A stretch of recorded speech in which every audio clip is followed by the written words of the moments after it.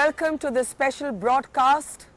The world's leaders are going to congregate here at the United Nations as the General Assembly convenes. On India's agenda will firmly be the issue of terrorism and Pakistan as a perpetrator of that terrorism. A reinforcement of that came today in the Kashmir Valley with one of the worst terror strikes on an army camp in years. We have seen 17 soldiers martyred and that number could rise. We are seeing many soldiers injured at the army base hospital in Srinagar. Uri, of course, is a garrison town. It is near the line of control and we believe this to be a recent infiltration. We are seeing strong words from the Prime Minister, who is telling the country that the attackers will be punished. In fact, Home Minister Rajnath Singh has already directly blamed Pakistan and said that he is extremely disappointed with Pakistan's direct support, continued support for terrorism. And we are seeing Mehbooba Mufti, the Chief Minister of Jammu and Kashmir, talk about this attack creating warlike situations in the Kashmir Valley. All right, as we focus on how the world will respond, the United States ambassador has already condemned this attack, standing fairly squarely on the side of India. But let's first go across straight to Srinagar, where my colleague Sudhir Ranjan Sen joins me. Sudhir, we have seen a statement from the Director General of Military Operations. The Jaish-e-Mohammed is being blamed. Foreign terrorists are being squarely blamed. We know that the attack took place between 5:30 and 8:30 a.m. That 4 of the terrorists have been eliminated. But after Pathankot, now the Jaish-e-Mohammed being blamed for this. Are we seeing A, the return of the fidayeen squads, and B, this was really one unit handing over to the other? Most of the casualties, in fact, took place as soldiers were sleeping.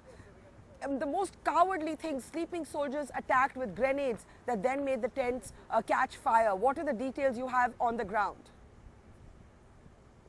Well, the details on the ground is that, as hours go by, the military and the intelligence agencies are gathering together or putting together the list, that directly point towards Pakistan. Now, these include, what my sources are indicating, these include the weapons that they have found. They have found 4 AK-47s, the under-barrel grenade launchers, the grenades with Pakistani markings. A lot of food that was carried is actually, it clearly says packaged in Pakistan. Stores that clearly indicate that these stores had been picked up from Pakistan. Now, these are being, put aside, taken stock of, because my sources are indicating that this, at a later date, will strengthen India's hands and India's narrative, so to say, that Pakistan is directly behind this attack. Also, they have recovered GPS devices from the terrorists. Those have been sent for analysis, and the exact route that had been taken by the terrorists is being worked out even as we speak. Barka. Sudhi, before we go to Nazir, who is on the ground in Uri, we are seeing a very different response, and absolutely understandably so, from the government this time. After Pathankot, we even saw the Pakistani investigators being allowed to visit contentionally the airbase where the attack had taken place. At that time, the word in the government was that some sections of the Pakistani establishment had in fact shared intelligence with the Indian side. This time, we are actually seeing from the very top, from the Prime Minister, a talk of retaliation, of not letting the attackers go unpunished. What are army sources saying to you on the ground? We know the army chief is there, we know the defense minister is there, we know the home minister is headed there as well. Well, Barka, there's a complete silence as to how we are going to respond. And it's justifiable, because we would not want to give out our response, what the response would be. It's completely quiet. But one of the sources I was speaking to did indicate that all options are open. He said there would be a diplomatic, an onslaught against Pakistan. The evidence collected would be there. Apart from that, I don't think the government has ruled out any option in front of it. Barka. Let's go across to Nazir Masoodi. Nazir is my colleague on the ground in Uri, where this terror strike has taken place. Remember, this is one of the worst terror strikes on the army in years and years. In fact, perhaps the only terror strike in which there were more casualties was the one that took place on an army residential camp in Kaluchak. And at that time, most of those who had died were family members of soldiers. In my memory of covering Jammu and Kashmir, Nazir, this is a strike that has claimed the maximum number of soldiers' lives in one single strike. And very, very tragically, most of the casualties took place as soldiers were sleeping in their tents. This was one unit handing over to the other unit. But Nazir, do we know when this infiltration took place? Our sources are telling us that this was, in fact, a fresh infiltration that could have taken place as recently as in the last 24 hours. Exactly, Barkha. Here outside the army headquarters in the Uri, there's eerie calm, but behind this calm is the kind of the losses army has suffered in this attack. This was deadliest attack army has suffered in the recent memory in Kashmir.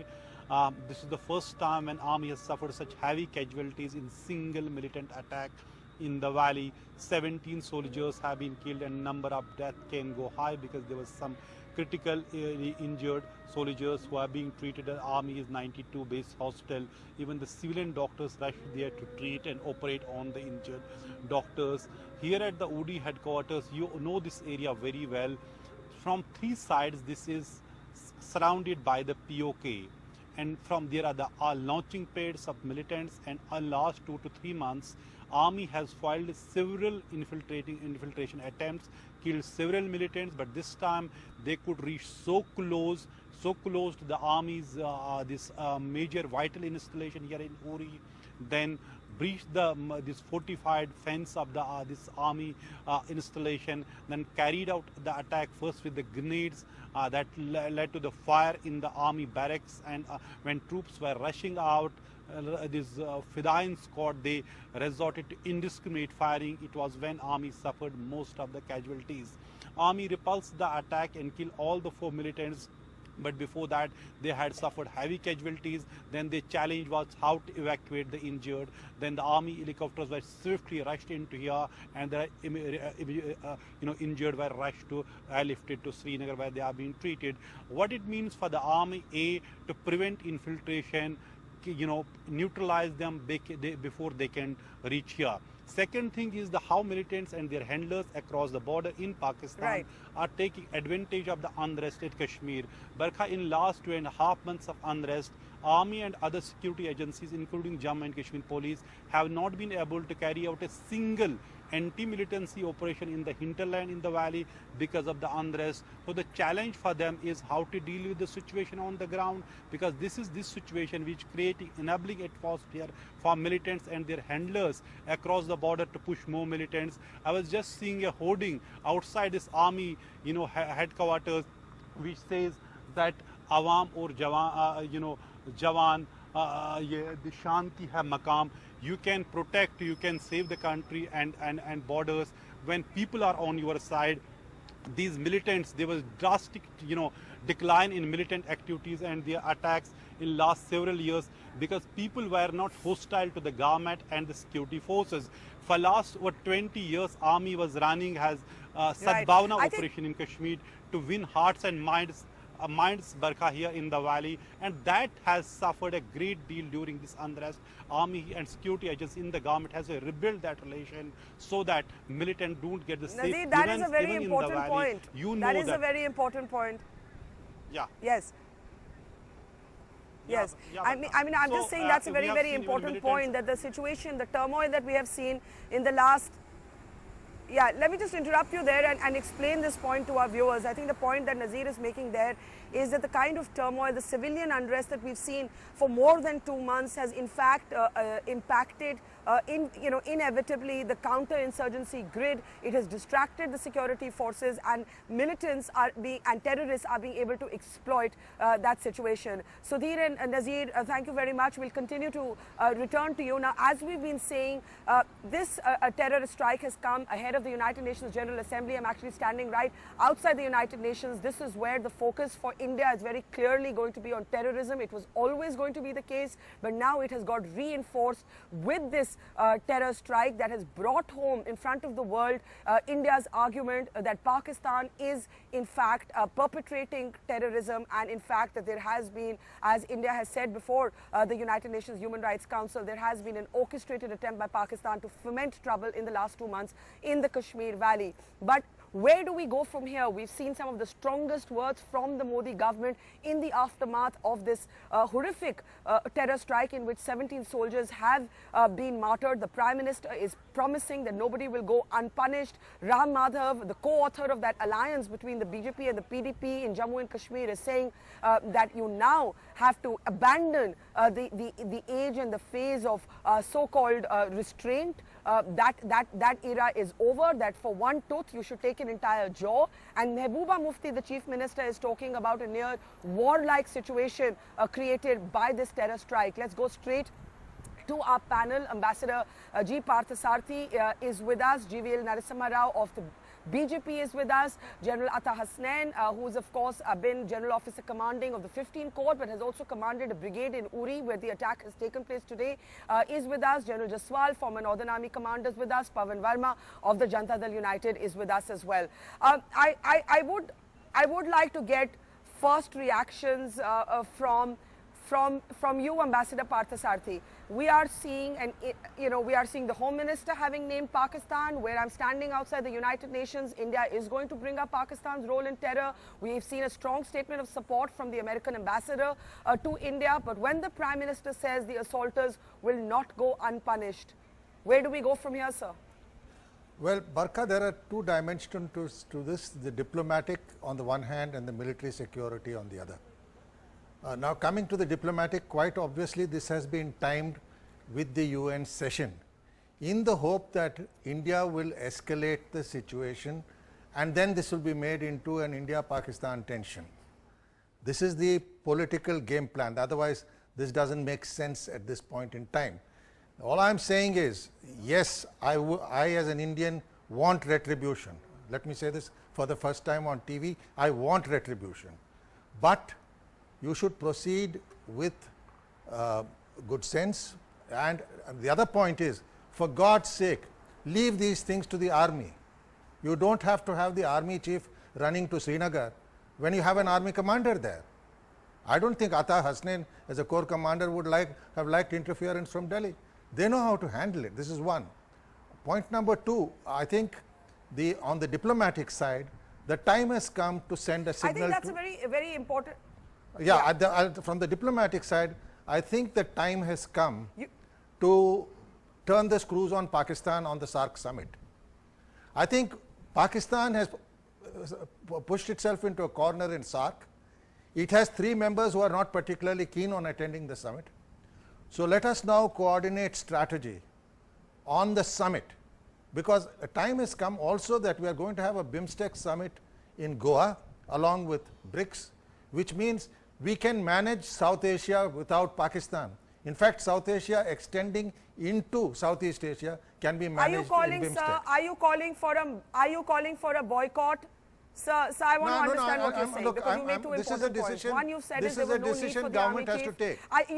One, you said there was no need for the army chief to go to the Kashmir Valley. But what are you suggesting? You're saying India can strategically collaborate with other countries in the region and boycott the SAARC summit in Islamabad? Look, leave it to this, as far as the army is concerned. In terms of SAARC, what are you calling for? Leave it to the commanders. The army chief has a much larger role in coordinating matters at the highest level in Delhi.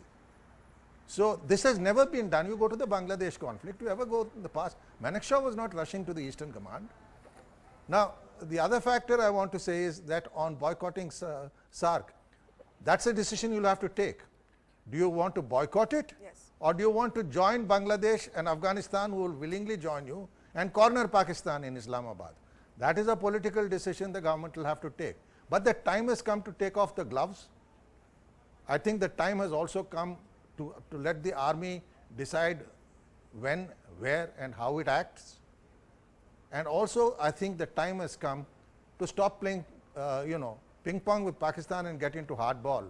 Hardball means they are already an embarrassment to SAARC, squeeze them on SAARC, and also then launch your campaign worldwide. You have to be shown as acting maturely, not with knee-jerk reactions. You know, this the immediate reply for blood. I'm all for retribution, I told you, but at a time and place of our choosing, in a manner which is internationally justifiable. I am sure we have enough brains in Delhi and in Kashmir to do that. Okay.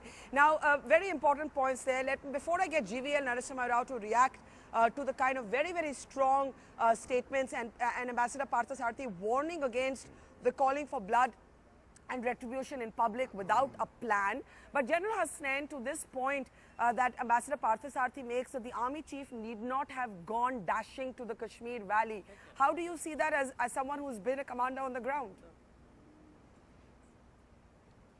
Barkha, I would like to remind you that's the place where we met first time, Uri, where all this problem is taking place at the moment. And as to your question, first of all, let me also respond to Ambassador Parthasarathy by saying I endorse almost everything that he has said, both the diplomatic side and the military part of it. In terms of response, there can be no question of knee-jerk. It has to be thought through. It has to be strategic. There is no question of a tactical, ego-based response which is not going to get you any dividends. Having said that, the specific question you ask about General Dalbir Suhag's visit today to Uri. Now, this is a matter of choice between commanders and the personality of commanders. If you ask me personally, as the Corps Commander in 15 Corps, I would like to have the Army Commander, Northern Command, definitely by my side.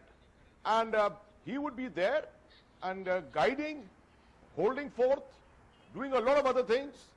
I don't think I would like the Army Chief at that time there. And I do remember that General V.K. Singh hardly ever came, hardly ever visited me in those days when we had lots of things happening in Kashmir also. So it all depends on what is your personality. Maybe General Dalbir Suhag was under a little pressure because the activities in Kashmir for the last 70 days haven't entirely been in our favor. So possibly to take stock and discuss personally with the Army Commander and the Corps Commander, he decided to go to Srinagar and decided therefore to go on the spot to Uri. There is nothing wrong with that. So as I said, it is personality based. I would not have done it if I was the chief. He was there a week ago. The Army Commander, the Army Chief was there a week ago. He was there. This is for this incident. Let's be real. But Ambassador Parthasarathy, this is an extraordinary day, sir. It's an extraordinary day. It's not a routine day. This is not a routine terror attack. I was on He's a program. Proactive chief. I was He's on a proactive chief. Why I is was that on a wrong? program with you in Myanmar. You remember? When I said what should have been done by a platoon commander, you don't have to have the Army Chief and National Security Advisor rushing to Manipur. Please learn to decentralize and trust people on the ground. That's how these things are done. As I said, Manekshaw never went to Calcutta. And I know Atta is embarrassed on this one, but the fact of the matter is, as he said, he would have liked to have the Army Commander with him. So let's not overplay this. Let's not have television photographs of bureaucrats meeting on official meetings.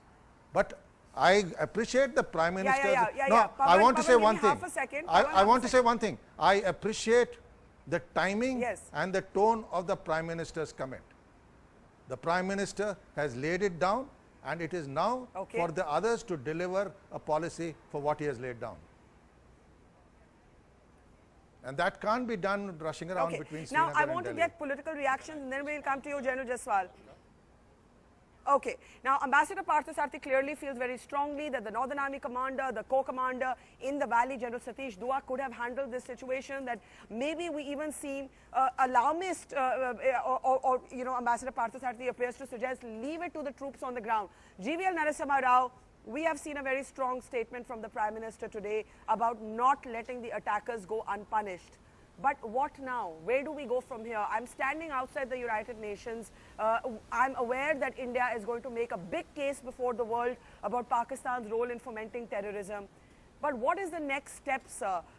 Does the government have a plan? Because Ambassador Parthasarathy is saying, do not talk about retribution in public. What you need right now is to quietly work to a plan. Barkha, first of all, our sympathies go to the families of the martyred 17 Jawans. I think they have really laid their lives in for this country, and we shall remain indebted to them forever. As far as comments made by Ambassador Parthasarathy, I think comments coming from people like him are always heard with great attention. I have a great deal of respect for Ambassador Parthasarathy. So I think certainly people in the government are also experienced, and they would also have the counsel of the best minds that can really help in fashioning a strategy. But the kind of incident that we have had today was actually, to my mind, is a desperate attempt by Pakistan, by a country which has lost out the diplomatic war, diplomatic offensive with India. We have been Prime Minister Shri Narendra Modi has been hugely successful in convincing the entire world that Pakistan is actually is a terror factory. It's exporting terror, and it has become a threat to the entire region. So this is something that we have heard these comments. Prime Minister has articulated these views in G20 summit. He talked about them in others fora. So certainly there is already a realization on the global front. So it's Pakistan which is feeling the pressure. It's Pakistan which wants to be heard on the international stage. And these are desperate attempts and desperate times for Pakistan. And despite 2 months of attempts to create unrest, Pakistan doesn't seem to get anywhere, even on Kashmir, on Jammu and Kashmir. So this is more of an attempt by an army, by a country which is frustrated. I agree with you. I agree with you. I agree with you, but the question now is, how does India manage this relation? 1, bilaterally, 2, on the global stage, 3, on the SAARC summit. Does the Prime Minister go? Does he boycott it? These are some of the questions. I just want to bring in Pavan Verma here, who's been a diplomat, he's now an opposition leader. Pavan, this is the time for the country to stand together. Yeah, okay, complete. Yeah, complete, and then Pavan. Complete quickly, GVL, Rao, and then Pavan. Yes. No, you see, on the bilateral front, I think for several months we have not had any contact. We have told them that we are willing to have foreign secretary level talks, provided these issues concern POK, provided these issues concern cross-border terrorism. So we have set the stage. There is no question of any bilateral dialogue on issues which do not, only issues like these can be the dominant aspects of a dialogue. Otherwise, from our side, dialogue has no meaning at all. And today's incident reinforces our perception, reinforces our position in this regard.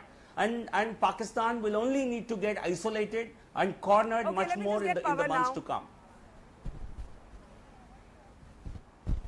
Okay, we will also go to General Jaswal and General Shankar Roy Chaudhary in a moment from now, but Pavan Verma, go ahead. Pavan first, and then General Jaswal. Well, you know, first of all, I think, Barkha, what has happened today is a milestone, because there is a warlike situation and the fingerprints of Pakistan are not only visible, they are verifiable, and this has happened one time too many, and never have been in recent memory casualties of this nature. We've had Mumbai, nothing happened after that. We've had Pathankot, now we are here. So I must confess with great respect that I do not agree in this matter with Ambassador Parthasarathy. If the Prime Minister himself has reacted by a tweet saying that this will not go unpunished, then it's perfectly in order for our army chief to inspect what has happened on the ground and return to devise a strategy which corresponds to what a public statement by the Prime Minister has been made. Secondly, I believe there has to be a campaign to isolate Pakistan on a terror at a level and scope which has never been done in the past, and therefore I don't believe in restricting this campaign merely to forums like SAARC. SAARC, of course, but in every forum that we can. We have to correlate Pakistan with the tag of being the epicenter of the exporter of terrorism. And this is something we have not done in the past, in a sense, yo-yoing between an impulsive dash to Lahore to wish for birthday and sudden statements of rhetorical hostility. I think what we need now, two more things I'll add. We need a coherent, effective, well thought out, calibrated strategy in order to make the reprisals where Pakistan feels the pain for these kinds of 1,000 cuts it is trying to inflict on India. And fourthly and lastly, I believe the army presence on the line of control and its material and other needs should be looked after with far more attention, and it should not be diverted into maintaining law and order and other situations in Jammu Kashmir, which can be handled by our police and paramilitary forces. What I'm asking for now, finally, from That's a this very government, important point, Pawan. and on this That's a there are very no important politics. point. Yeah. There are no politics. We are all united on this matter. Please, we want this government to deliver a coherent strategy towards Pakistan and to Jammu and Kashmir. Yes, I think, Pawan, you make two very important points according to me. One, you cannot lurch between impetuous friendliness or impulsive friendliness and then say now we're going to hit back. We need more consistency in the Pakistan policy. Two, the army cannot be diverted for crowd control in the Kashmir Valley as we've been seeing happening in South Kashmir. I want to quickly get General Jaswal and General Hasnain on these 2 points, and then Lisa Curtis of the Heritage Foundation is joining us from Washington. Ajoy Kumar of the Congress hasn't spoken yet. General Jaswal, first you, then General Hasnain. Yeah, Barkha, I just want to clarify an issue. What Ambassador Parthasarathi had said, the bottom line, what he's hinting is micromanagement. Yeah. And both Atta and myself, we understand that very clearly. Atta beautifully choreographed General, the whole answer. sorry to interrupt, but you're the right. chief has not gone there for micromanagement, for heaven's sake. Okay. Yeah. You see, chief has not gone there for micromanagement. He's gone to raise the morale of the battalion, where they've lost 17 people have been martyred. Yes. Nowhere do we propagate micromanagement. Yes. People are available at a standoff distance from where they're available for decision, helping, any help required, etc. Otherwise, if you curtail the space of operations, the initiative factor is lost. What Atta understands the same, he's saying the same language what I'm saying. Yes. And he has not gone there to micromanagement, please. But there is a trend of others. Okay. Everyone wants to come to Srinagar, everyone wants to come to Srinagar for whatever it is. Well, the chief is there. He's being briefed by the army commander. Army commander, he controls the whole area very well. He is there. The corps commander is the big man. The divisional commander is the big man. He controls his battle. There should be no micromanagement, but please don't misunderstand that he had gone for micromanagement. Barkha, may I just add to the general? Okay, sir, that point is taken. I want to get Atta Hasnain. Yeah. Ambassador Parthasarathi, your comment has set the cat among the pigeons here. I am I think talking it's a of very fair point. micromanagement Yeah, okay, one little which took point place that in General Hasnain. Pathankot, Yes. which took place in Manipur.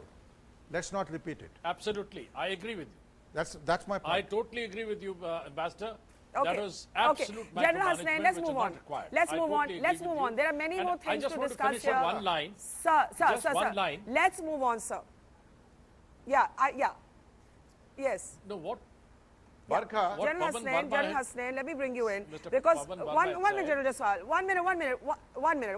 I Sorry. want to just let me structure this, sir. Let me just structure this. General Hasnain, 1 minute, sir. General Hasnain, you said on Twitter that you said 10 days ago to the commander of the brigade in Uri that something like this would happen. There was also an intelligence alert and anticipation that this could happen. Sir, the questions will come later. Today, we as a country mourn our martyrs. We pray for the strength to their families. We pray for the injured soldiers to recover. But those questions will come. What did you mean by your comment on Twitter, sir? Okay, Barkha, let me clarify.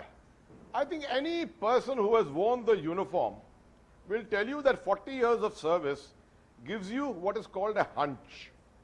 It gives you a gut feeling.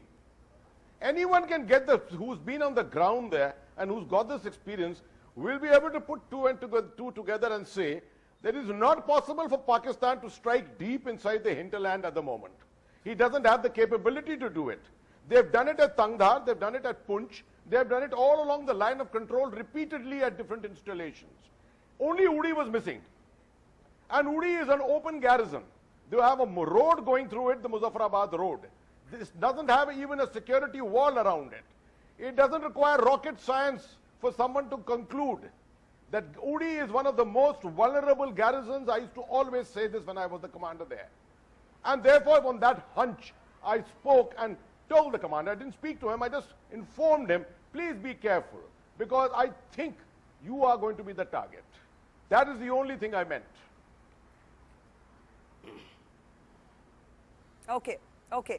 Now, I want to move on to how, obviously, a television program cannot and should not determine what happens next. But we have seen a former army chief today saying it's time for India to raise its own fidayeen. Fidayeen, of course, being the term for suicide squads. That was General Shankar Roy Chaudhary. We'll go to him in a moment. But I just want to get a comment in from Lisa Curtis.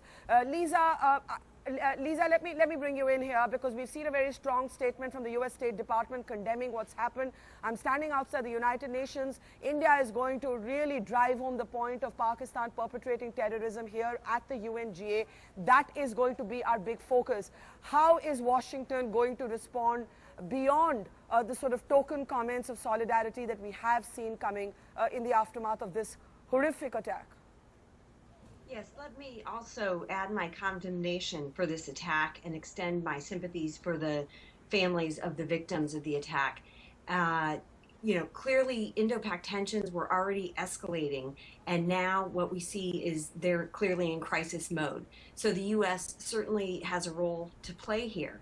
But what I hope we don't see is just the token calls for resuming bilateral talks.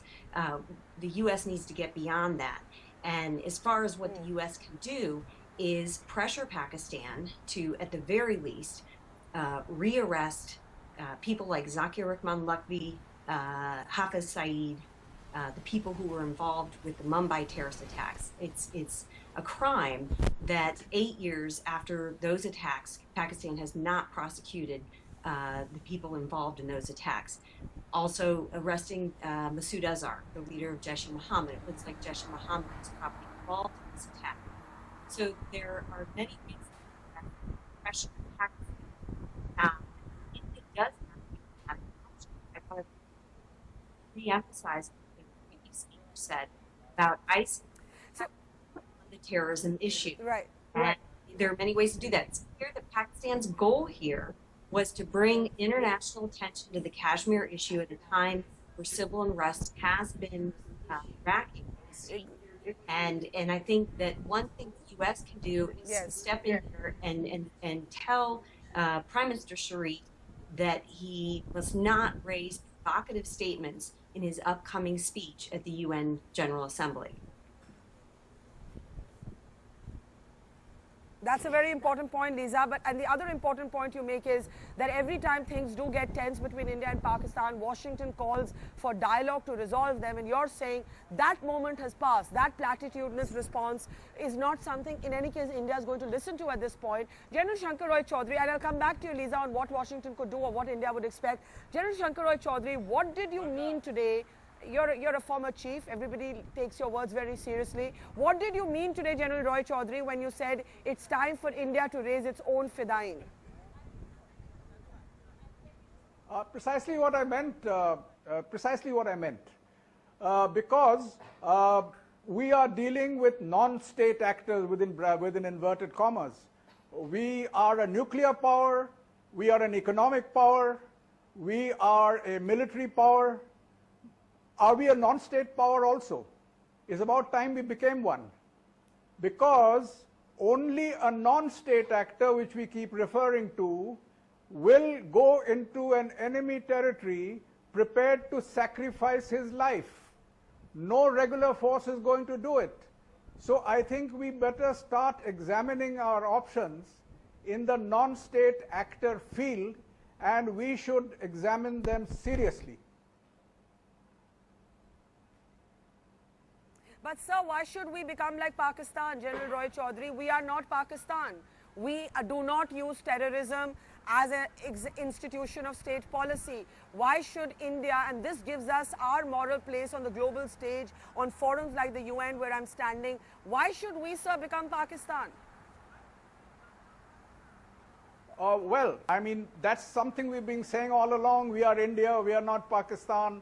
That's a good principle to follow in its own time and place. At present, since we are sitting in India having the discussion on television, at this present immediate moment, I think URI is more important than the United Nations. And I think we should deal with our problems ourselves, since in spite of all the homilies and all the advice and all the good intentions everyone has, no one is really interested. They leave you, the world today will leave you to solve your own problems. Let's get on with it and solve our own problems. We can do it. Right. Those are strong words. And you are actually right. And you're actually right, because, you know, we've seen platitudinous statements of support from Washington. We haven't really seen you say anybody coming to India's side, so we've got to do this ourselves. I want to get quick political reactions, and then I'll go back to Ambassador Parthasarathi and to all the generals. Let me start with you, Ajoy. You haven't spoken, but I do have to ask you one question. We're seeing the Congress speak in different voices again. You have a Captain Amarinder Singh who calls for a ferocious response, but you have a Jitendra Singh, a Congress former minister, who is attacking the BJP at this point, saying, stop your saris and biryani diplomacy. Ajoy, with all respect, is this the time for the Congress to be making comments like this? No, Barka, I think what Jitendra Singh or what all of us at Congress are saying is, as far as Uri's incident is there, we are with the government in terms of any kind of response. What we were highlighting, and we need to understand, is that the army and the paramilitary forces are hugely stressed because of what's happening in Jammu and Kashmir. Unless we are able to ensure that the PDP and BJP government in Jammu and Kashmir brings peace, we will be, the army and all the central paramilitary forces are focusing on what's happening in Kashmir, and that is why this kind of attack is possible, because at the end of the day the men are exhausted. The forces are managing the internal security. So one is that we need to ensure that we resolve whatever it is, whatever steps we need to take to get the people of Kashmir, our own, the citizens of India, on the right platform to ensure that. The second issue, which I definitely want to say, that on the TV channels you've been repeatedly hearing that we must do this, we must do that. No, like with General Shankar Chaudhary saying, I think it is, you know, there is a very interesting movie which was called Lions for Lambs. It's very easy for us to sit here and say that people should sacrifice, people should go across. What distinguishes India from what's happening in Balochistan? What distinguishes India from what Pakistan is doing? Do we want to get hyphenated by Pakistan and losing all the white support we get? That's the second concern. So under no condition should India ever believe that terrorism or using fidayeen. Ajoy, let me take that to Pavan. Ajoy, General Shankar Roy Chaudhary. I asked him exactly that. He says the world hasn't helped us anyway. Pavan, yeah, okay, complete your point, then Pavan and GVL. Yeah, okay, Ajoy, complete your point. And carrying on with what Pavan said, we heard the American response. What's a bit worrying, and I need to check, is we not heard the Russians say anything on this, what the other international community is saying. So I'm just saying that it is good that the US has spoken, but it is also very important that all the other friends we have had for so many years, they get convinced, they get involved and come on our side. Russia, you know, providing arms so liberally to Pakistan, those are concerns. That the world doesn't help. Yes, Pavan. Okay, no. Pavan, I want you to say, because you made the point about a more consistent... 1 minute, Pavan, go ahead. No, the point I was making, Barkha, is that General Roy Chaudhary's point of view is that of his a personal point of view. and he is entitled to articulate it. I want to re-stress the fact that in handling a situation as grave as that which unfolded today, the nation is united. But we want to ask the government in due course that when the Prime Minister himself tweets that Pakistan will not go unpunished for this, what kind of policy will be followed? We are interested in that because we are interested in reprisals and retribution of a strategically planned and calibrated manner actually being used against Pakistan, since Pakistan is completely recalcitrant in the matter of using terror as an instrument of state policy. But my question is, will the government devise a coherent policy? And to that extent, I believe the internal situation in Jammu Kashmir, where we have the frequent situation of the army commander saying that please have a dialogue among yourselves and resolve matters, even while the BJP and PDP are pulling in opposite directions. Yes. Here is an army commander saying please have a dialogue, let us do our job to defend the borders. So we are saying to the government, we are with you in fashioning the right response, both on the international stage and at the line of control. Let GVL Rao take that. But please, for God's sake, this time, for this time at least, don't come up with an ad hoc, impulsive, unthought out, impetuous policy. We want a coherent, effective, sustained policy against Pakistan after the carnage today. Okay. I want GVL Rao to quickly take that. The last comments from all the generals and Ambassador Parthasarathy. GVL Rao, where will the policy go from here? Do we know whether the Prime Minister will go to Islamabad for the SAARC summit or not? Do we know whether diplomatic relations will continue as is? I know you can't and shouldn't give me an instant answer, but the opposition, the people of the country are now saying more consistency, please. No, but the opposition, both the Congress and JDU on the program, is more obsessed with the BJP, PDP government in Jammu and Kashmir.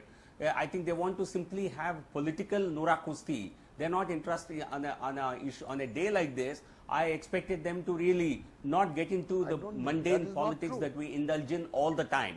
But anyway, that's a separate issue. As far as the policy is concerned, for the first time, I would say, Prime Minister Shri Narendra Modi has fashioned a policy vis-a-vis Pakistan, where Pakistan is unable to really get out of this diplomatic isolation they are getting into. The kind of the manner in which they are being cornered by the powers that be in the world. Pakistan is feeling the heat for the first time after having tried for a year or 2 years to engage with Pakistan, to tell the entire world that we are wanting to have the best of relations with all our neighbors, including Pakistan. We have now shown Pakistan its place. Pakistan is certainly isolated today, and we need to do more of it. And that is a strategy that will be followed in future. Okay, General Chaudhary, last comments. I'll start with you. Okay, General Chaudhary, I'll start with General Chaudhary. Sir, you believe Pakistan is not isolated. That's why you're actually calling for India to raise its own fidayeen. Quick last comments, and we'll go down the panel through the generals, Ambassador Parthasarathy and Lisa. 30 seconds, everybody. General Chaudhary. Yes. Yes, I just want to make a small point that somebody, I don't know who it is, said on the thing that what does General know? He has not done it. He should understand I put in more than 45 years of service, and in my time and my place I have done these things. So I think he should keep his mouth shut, whoever he was. And then as far as reactions are concerned, well, I mean, you can have a state reaction. We are having a state reaction, state to state. We are going to the United Nations. We are issuing protests. We are very good at it, and we are doing it, and we should keep on doing it. We should not disengage with Pakistan on the diplomatic or the political front, but we have to open a new front, which is what I am keeping on saying, the non-state front, and we better start considering it seriously. Ambassador Parthasarathy, a non-state front, says the former army chief. Well, you know, General Roy Chowdhury and I have worked together in military operations inside Myanmar, so we hold each other in, I think, reasonable esteem, and I have great respect for him. The fact of the matter is that there are certain things I am not at liberty to talk about. Okay? All I am saying is, and I disagree completely with Pawan, Yeah. as a diplomat he should know better, that when a Prime Minister makes a comment like this on an evolving situation, he is not going to lay his cards on the table and say what he is going to do. I think let's get out of this politics and become a diplomat again. Okay. Now, That's the last fair. thing, No, the no, last I thing didn't is, say that, the so last don't thing, misquote me. That's last fair. thing That's is, the Karthik, don't misquote me. calibrate. Don't Pawan, I misquote me. didn't interrupt you, don't interrupt me like others.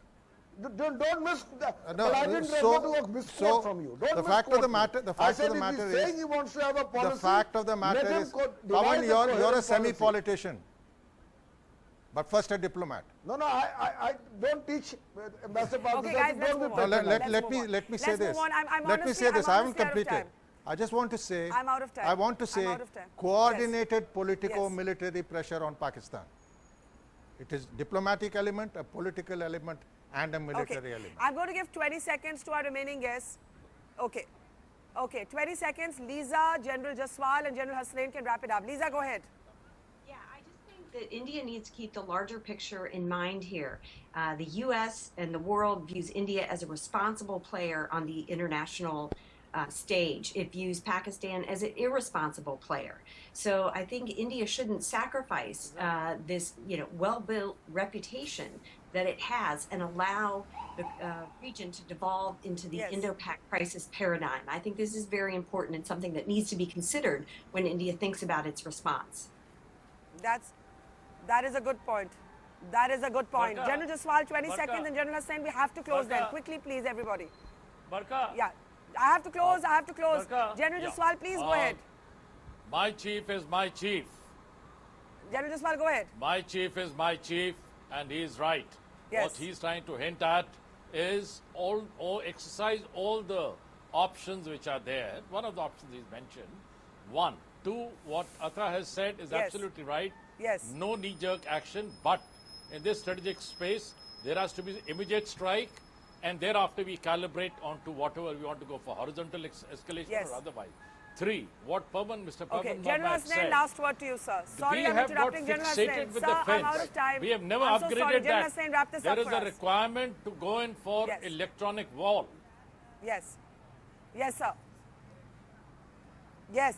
And we will have a separate Barka, may I discussion come in? on that separately. General Hasnain, very quick last word. Right. Yes, sir. Very Quickly briefly, wrap this up for Barka, us. through this discussion, no one have ever used the term hybrid warfare. And what we are actually facing is nothing but hybrid warfare. What General Shankar Roy Chaudhary is recommending is an element of the spectrum for hybrid warfare. And he's not wrong in that. After all, if there is a information space, there's a military Yes. space, there's a diplomatic space, there is a space called a rogue space. And that rogue space can also be exploited along with deniability. This Yes. is what Pakistan has been doing. And I don't equate India with Pakistan at all. Lastly, for those who think Yes. that the army does not have a politico-military role, please think again. The Indian army in South Kashmir today has a politico-military role which is very much a part of hybrid warfare. Okay, that is time for another conversation. Tonight, I will just end by saying that we stand together as a country to mourn the martyrs who have paid the ultimate sacrifice, and to think of sleeping soldiers in tents attacked with grenades, leading those tents to cause fire. That's where the maximum casualties took place. There is an inflection point that comes in the life of a country. Sometimes single events can cause those. This terror attack is one of those, and clearly a television discussion cannot sort out what a government or a state will do next. But it is clear that this is a watershed moment as India brings to the world stage, reinforcing its argument about Pakistan perpetrating terror ahead of the United Nations General Assembly, a horrific terror strike. Thank you for watching this special broadcast. We'll see you tomorrow night at 8 p.m. Goodbye and take care.